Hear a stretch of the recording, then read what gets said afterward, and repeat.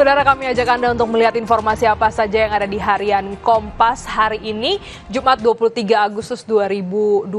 Kita lihat di halaman muka, ini adalah foto berita dengan judul Penuhi Kehendak Rakyat.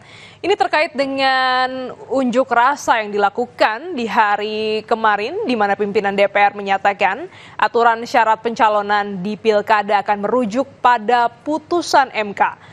Selain mengingatkan penyelenggara negara untuk memenuhi kehendak rakyat dan menaati konstitusi, berbagai elemen masyarakat juga akan terus mengawal pelaksanaan putusan MK terkait di Pilkada. Upaya Dewan Perwakilan Rakyat bersama pemerintah merevisi undang-undang tentang Pilkada pasca putusan Mahkamah Konstitusi atau MK menuai protes dari publik.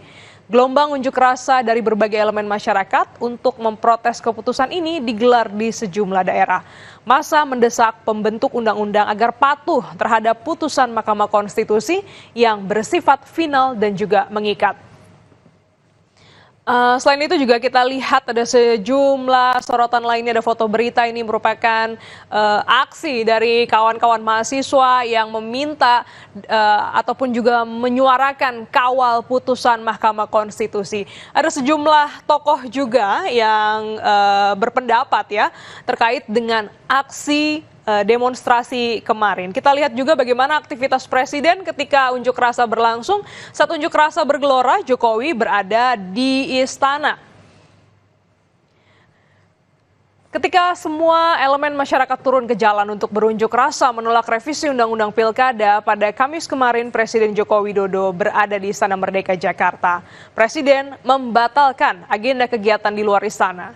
Agenda Presiden yang kemarin dibatalkan adalah menghadiri pencanangan Gerakan Nasional Cerdas Keuangan yang digelar di J-Expo Teater Kemayoran pada pukul 14.00 waktu Indonesia bagian Barat. Kita lihat lagi bagaimana juga terkait dengan Pilkada 2024 di kolom sebelah kanan, masyarakat terus kawal putusan Mahkamah Konstitusi. Berbagai elemen masyarakat akan tetap mengawal putusan MK dan pembatalan pembahasan rancangan undang-undang pemilihan kepala daerah.